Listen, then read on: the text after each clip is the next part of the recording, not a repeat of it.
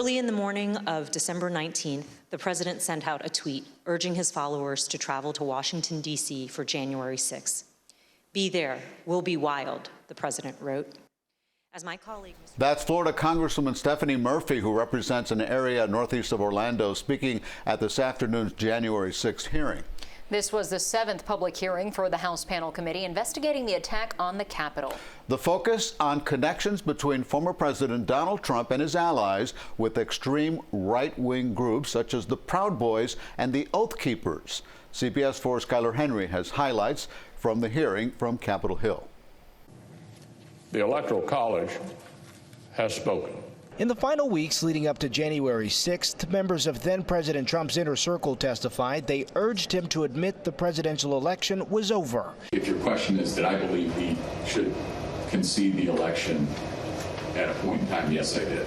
The committee heard from former White House counsel Pat Cipollone for the first time in clips from his private deposition last week. Cipollone detailed a contentious meeting in the Oval Office focusing on seizing voting machines in battleground states. The idea that the federal government could come in and seize election machines, it's a terrible idea. In a tweet on December 19th, committee members say a defiant Trump then summoned supporters to come to Washington, saying in part, be there, will be wild. Trump's purpose was to mobilize a crowd. And how do you mobilize a crowd in 2020?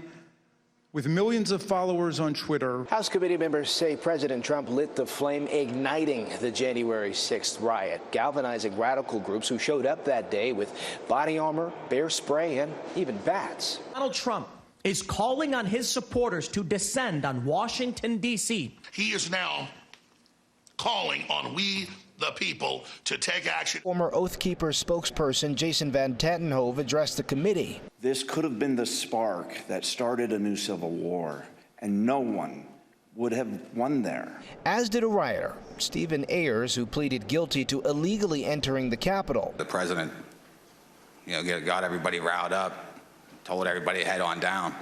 So we basically were just following what he said. Court documents show Ayers suggested civil war will ensue if former President Trump didn't remain in the White House.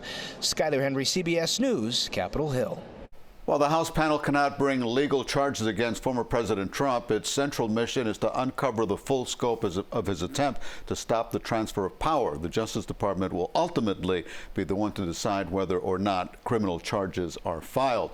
Former Proud Boy leader Enrique Tarrio, who is from Miami, is charged with seditious conspiracy in connection to the attack. Although he was not in D.C. during the storming of the Capitol, he is accused of guiding activities from nearby Baltimore.